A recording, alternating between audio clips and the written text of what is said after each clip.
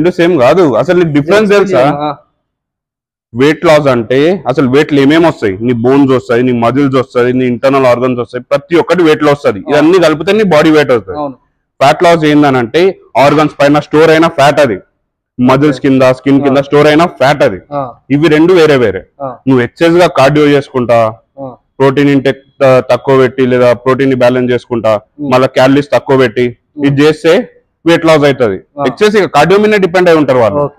అదే fat loss, only fat loss చేయాలని అనుకుంటే స్ట్రెంత్ ట్రైనింగ్ మంచిగా చేయాలా, క్యాలరీస్ బ్యాలెన్స్ చేయాలా, ప్లస్ ప్రోటీన్ ఇంటెక్ హై పెట్టాలి. ఓన్లీ ఫ్యాట్ లాస్ అవుతుంది దాంతో.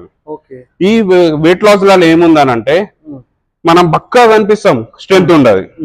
ఫ్యాట్ లాస్ ఏంటంటే స్ట్రెంత్ ఉంటది, మంచిగా బాడీ లీన్ కనిపిస్తుంది.